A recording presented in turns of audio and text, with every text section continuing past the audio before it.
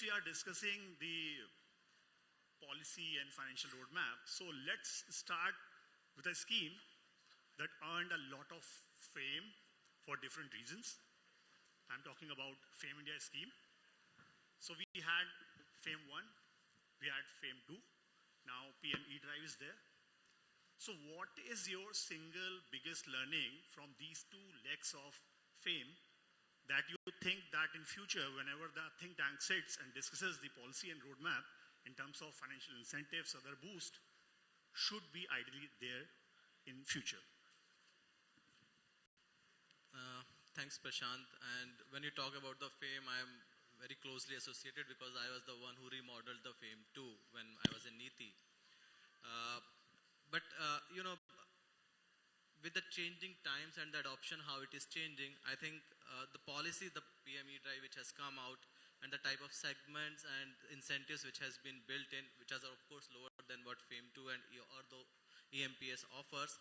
But I think it needs to be more progressive in the future, because when we talk about the mobility now and also the transition to the greener mobility, we need to also consider the segments like electric bicycle, which is something totally left out. And if you see all across the world, there was a recent survey in 10 biggest cities across the world, and the adoption of that one is very high.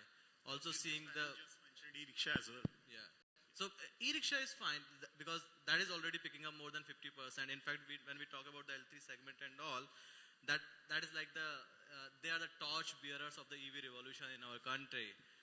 Now it's the next wave for the L5, which is now coming up, and also the incentives part is going to help this particular segment to progress. And also now the manufacturers are coming out with different models even in the L5 segment. Earlier those weren't present. So I think as far as the FAME is concerned, it has done its work very well, and almost all the, whatever targets were there were achieved. And let us not forget about the world's biggest e-bus tender, which was the most successful, and the prices of around 48 rupees and the 42 rupees, which are almost at par with the diesel powered buses, right? And that is one thing which has actually fueled the total revolution in terms of the public transport of the lower strata. So that has actually lived up to the expectations, and the PME drive, of course, we need to see. But as we have also already heard to some of the panelists in the last discussion, this is already doing its work, and people are quite, enthusiastic about it. But of course, there are certain segments that I talked about has been left out. We might say in some, we might not only electric bicycles, but also the passenger side, that personal vehicle side has also been left out. But in some of the state policies, it is already being covered. But it's always whatever is covered in the FAME, it's being replicated, so to say, in some of the state policies. Okay. So, Akshay, what's your take? Yeah, so good evening. I'll apologize in advance because I'm not known for my diplomatic answers to everything. So I think let's start with FAME. I think the intention was great. Unfortunately, in India, we have some people who always tend to be a little over smart and take advantages. Having said that, I think there is a lot we can do towards implementation. Starting from there, like all our panelists mentioned, the torch bearers of the revolution have been the L3 unambiguous segment, which adds a lot of value to the bottom of the totem pole kind of people. But it tends to be highly unregulated. A lot of unsafe practices, a lot of practices which, in my opinion, can actually derail the EV story that go on there. So I think government's job and their intention is very clear. They have policies, they have regulations, and that's their job. The rest is for the industry to take it up and to do the right thing. And when I use the word right thing, I'll just take an example of the two-wheeler segment.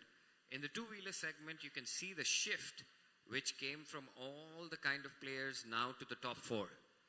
And the only top four who have survived are the traditional players and the players who have technology. I think this needs to percolate down to every level. Otherwise, the EV story will remain with a few, number one. And the policies have to be enforced. and regulations need to be enforced, and they need to be common across the board. What I mean is the safety standard came in. And the last thing I would use the word is policy stability.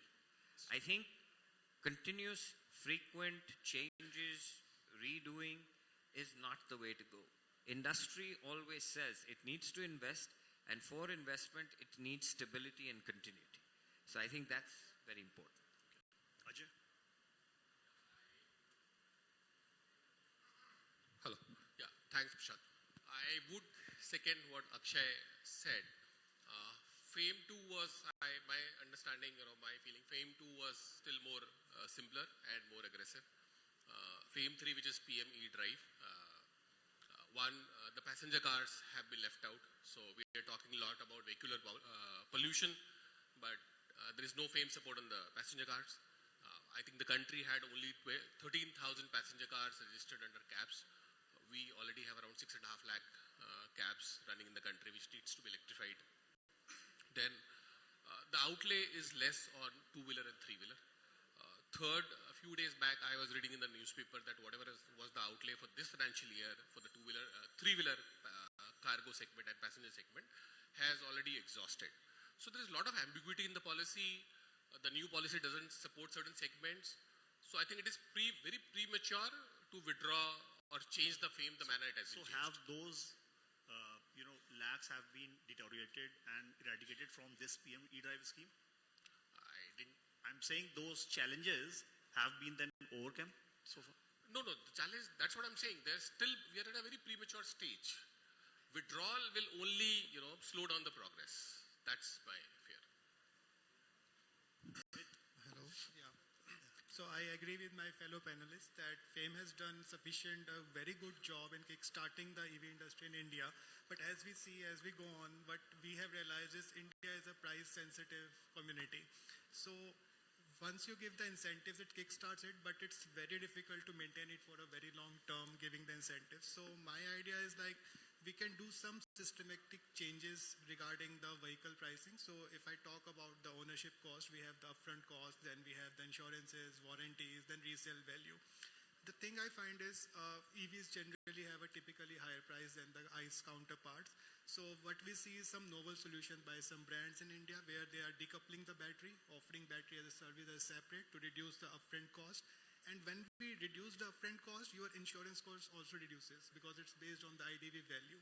Another point to look at is as we see now, the 5-year warranty for batteries is becoming a norm, and some OEMs are also offering 8-year warranty. So we can have some leeway in the insurance premiums, okay, warranty is getting covered or so.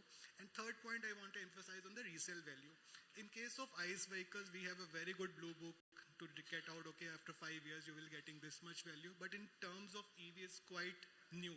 People are not sure what the resale value they're going to have. So I think if we address these things like reducing the financing cost like that, so people will be more acceptable to adopting EVs if they get it. So that's a viewpoint I wanted to have. So we just discussed about FAME 1 also, that it started with FAME 1 only. So it had 4 major focus areas: technological development, demand generation, pilot project, and charging infra components. So in terms of current scenario, what do you think that what should be the one focal area and one focal point rather than 4 points and discussing all these things currently, starting with you? So, see, of course, certain segments has to be supported. That's how you kickstart. Without charging infra, it's like chicken and egg issue. You have to have the charging infra, then only you say, the long distance travel would be most facilitated. So there are certain aspects. R&D has to be there at its place. It has to be incentivized in parallel. So we are not at that stage wherein we say, okay, let's just facilitate the consumer side or the manufacturing side only or the R&D side. It has to be parallel. But the bucket size is limited, wherein you have to find the right fit, that what is right, whether the 100,000 vehicles are right or that for the two-wheelers 10 lakh vehicles is the right thing. That is what has been done, I think, with the limited chunk which we have. But in the current scheme, allotting 2,000 crores for the charging infra is a very, very good move, because it was 1,000 crores in the last. Separate allocation is better always. Yeah. So in the last FAME 2, it was 1,000 crores. Out of that, 200 crore was done through the CESL and the ESL, and 800 crores was given to the oil marketing companies. Of course, it was not the 100% which was given for the number of charges which they are going to put. 22,000 charges and 800 crores is actually nothing for that. So from that perspective, this particular 2,000 crore allocation is actually very, very fine. But having said that, whether focusing one or two areas is fine or not, I think my opinion is that you need to focus on certain areas for sure. Electric bus is the one which is focused here also. Commercial one is also which is being focused here. Fire truck and other things are also part.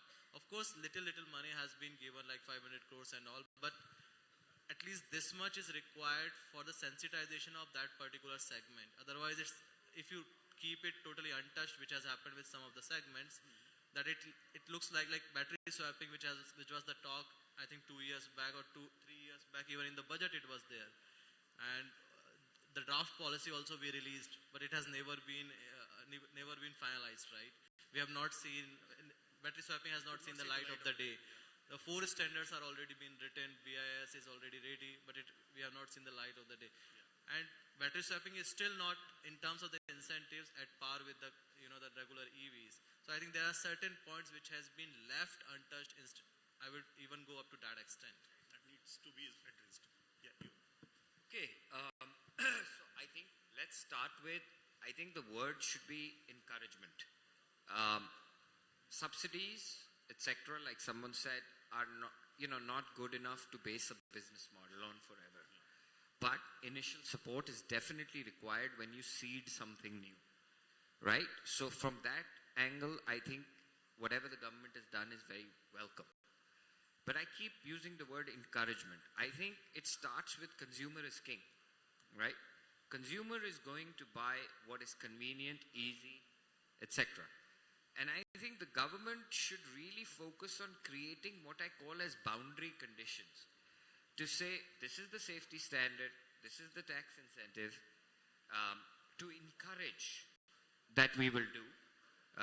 Maybe even if you own a green vehicle, like California started that in the times of Prius. I remember when I was in the US, you could actually take an income tax write-off on your personal income tax if you bought one of those cars. And I think when we go into the encouragement phase, it's not about subsidies, it's about what the consumer desires and not over-regulate. This over-regulation and red tapeism kills industry. Tesla was Tesla because it succeeded. He put a highway charger network of superchargers, etc., and then put our car out. Seamless, right? And I think if you encourage industry without red tapeism, today, I don't know, there are people who put up charging stations just to get permission, to get a line, to get a land. I mean, it's a royal, struggle for people. I mean, everybody should be on the same page. Just finish off over-regulation, put your boundary conditions and tell everyone that you work with industry. When private industry comes in, as I say, the government's role is, to be hands-off from industry, but to create policy and regulations which is not over-regulated. So I think that would encourage. So I think the word should be encouragement rather than demand generation. Red tapeism is a big speed breaker. I mean, anyone who's done business in India knows what the red tapeism issue is. And it's so deep-rooted and so painful for a lot of industries that, it kills innovation. Today, you want to try something new. Afterwards, the government will come in and say, hey, you did it wrong, shut it down. And it's just, Very honest answer. Yeah. So have you said, The 4 objectives of the FAME, out of the 4, the 3 is more has to do with the government, R&D, the public infra, and the charging. If you see from the consumer side, the demand generation was I always felt that demand generation was the very, very key in terms of driving the real adoption of EV. If the consumer doesn't have an incentive to buy the EV, if the cost of owning an EV is 30-40% higher, he doesn't recover the cost of the EV in the entire life cycle of 5 to 6 years, then I strongly feel, there'll be a challenge in terms of EV adoption. as a consumer, we are very, very price sensitive country. Nobody wants to pay 30-40% extra value of the product just to be green crusader. It's good to talk, but when it comes to spending money, it's a challenge. So our expectation was that in FAME 3, we will get subsidy for the consumer cars also. But there is no subsidy at all for the consumer cars. Two-wheeler, three-wheeler also the subsidy has got reduced again. Yes, So I think that there is a little challenge. So the investment in public transport, the investment in charging, the investment in R&D is a long drawn process. It takes 5 to 7 years to see the real visibility on the ground. Probably more lucrative, demand generation incentive could have triggered the industry in a different direction. That would have helped the OEM invest more in the new product lines. And I think that should have done the industry much more than anything else. Right. So in lines of getting consumers accepted for the EVs, so there are basically three things we can look at. One is the customer acceptance, one is cost competitiveness, and the charging infrastructure. As we see, customer acceptance is getting more and more as they get more accustomed to, let's say, EV cabs, public transport, like that. Cost competitiveness, we have already talked about how we are providing subsidies and all. But in terms of charging infrastructure, what we feel is, yes, we are pushing it out a lot. We have the PLI schemes pushing it out. But there is a certain kind of misreality in between the practicality of the stations. For example, what we see is in areas like this, we have the gated communities and we have chargers there. Yeah. And when a normal person drives on road, he sees in the application, he sees that charger, but he cannot go and charge the vehicle there because the society is there. So in those cases, the utilization of that charger goes down, even the person is not licensed. So virtually it is there, but it is not practically there. So I think we need to look at these issues, that these things are accessible to more people so that they are more confident, I will get it there, so their range anxiety gets down. So I think that part needs to get taken care of. So Mohit spoke about practicality. So let's have one very practical thing, very practical question. On one side, we have FAME India scheme as per its, what we call in business, budgetary outlay, the allocation part. And on the other hand, we have schemes on ground in terms of their realistic implementation. So do you think a lot needs to be done when it comes to convincing that end consumer who is for some reason or the other is not so willing to buy EV or move transition towards EV? What needs to be done? What should be the top priority in terms of government?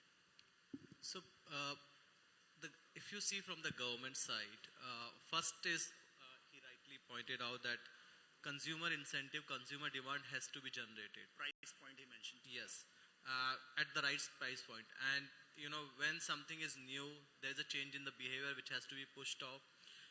Plus the technological level at which we are for this new product. We cannot compete with, the who's who of, I'm talking about the China, at what price point they produce. So that's where the incentive comes into play. You may try to, the lower the upfront cost, but in terms of the TCO, finally you have to see where the EV stands. Having said that, consumer demand was generated through the FAME schemes, which were the consumer-centric, demand generation, demand side. The second was the manufacturing. As a pillars of yes. FAME 1. Yes, and FAME 2 also, of course. And the PME drive and the EMPS, everything is the consumer incentive. Second comes the manufacturing side, where the auto PLI and the ACC PLI is the one which targets almost 60 to 70% of the parts, right?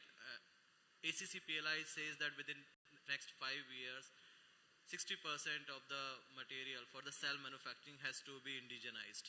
It's a big ask. So minimum of anode or the cathode, at least one of these has to be localized, which is a big ask finally. And has to be implemented on ground. Yeah, exactly.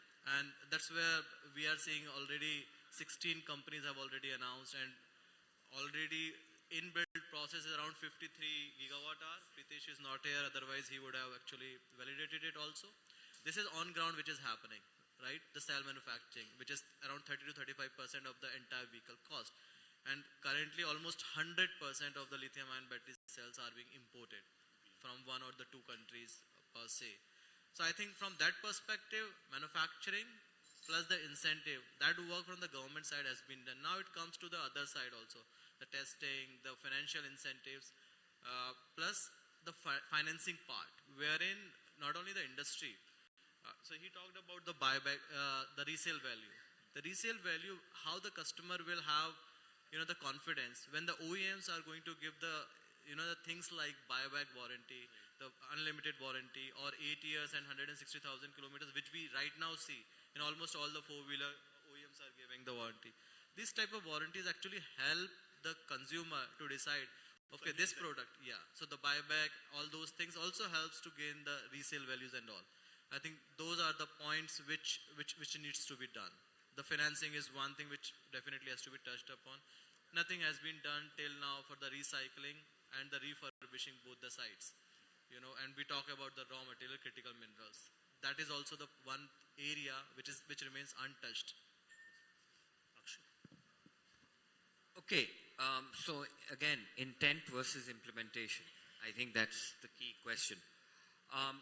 We want to encourage EVs, but we have a lopsided GST structure. For example, 5% on the EV, but 18% on the battery, for which then we are giving subsidy.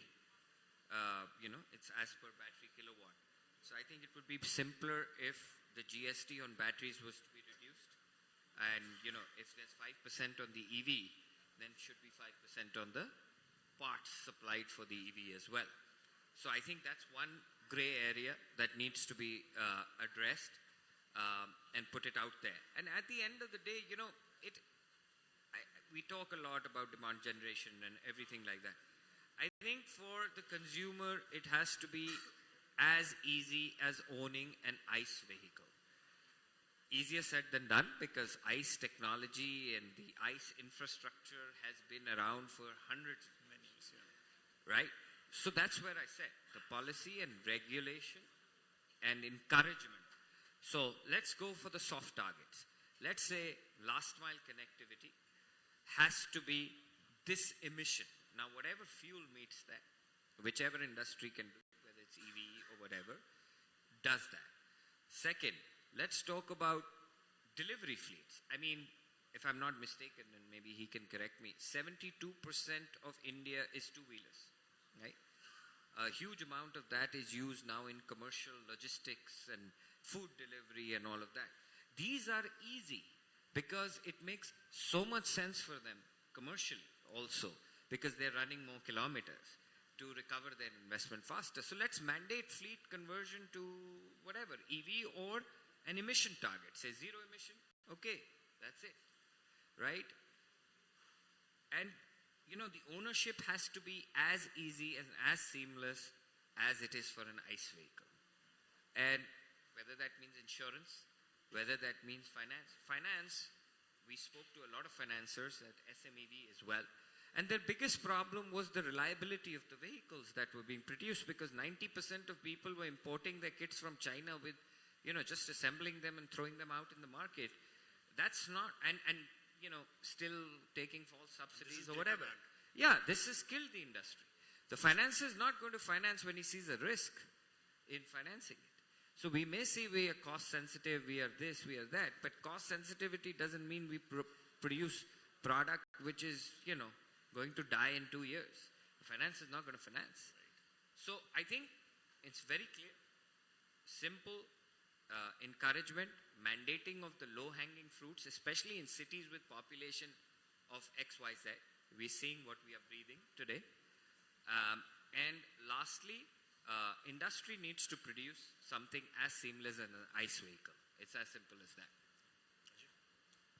I again do agree with what Akshay said.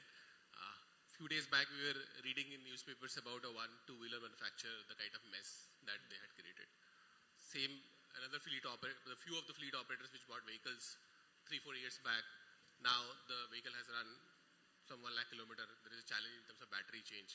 If they change the battery at today's cost, the technology is not there. There is not enough support. These are practical challenges. The practical challenges. So probably there needs to be a strong regulatory framework around that also, that if the product, this kind of product has a life cycle of 8 to 10 years, then there has to be a clarity on the cost support or how long the OEMs will support these products. Because otherwise a consumer or an operator or a fleet operator buys this kind of a vehicle, and if the vehicle doesn't last the enough period, then the entire business model goes for a toss.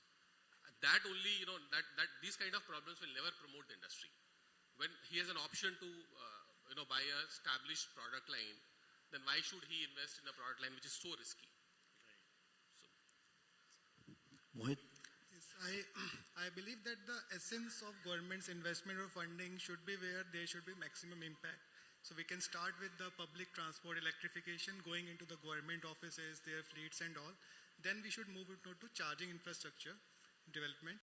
As my friend Randheer also mentioned, the manufacturing PLI incentives. So I think that's a very core to us, which will drive the localization part and also generate jobs for us. So it's obviously going to drive down the cost for us, making India self-reliant, also giving the benefit to the people in terms of jobs. So I think that's pretty much it. Yeah.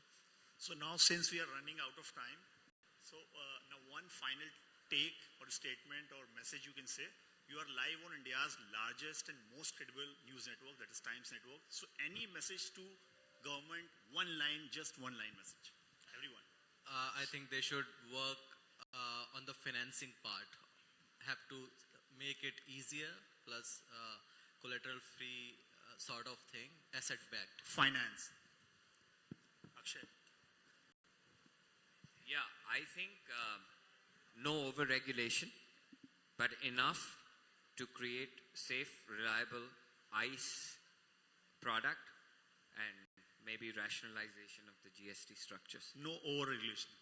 Ajay. I will be a little biased. I represent the auto retail community. So again, demand generation is something which government should do. Mohit, your take? I believe it will be a proactiveness in creating some roadmaps, as we will also see hydrogen and other fuels coming. So it's very good to create a roadmap in advance so that people know what we are making, some guidelines that can be set up. Okay. Thank you so much. Thanks to all the panelists for your valuable insights. I think we had a great discussion on EV, FAME and other subsidiaries and other elements.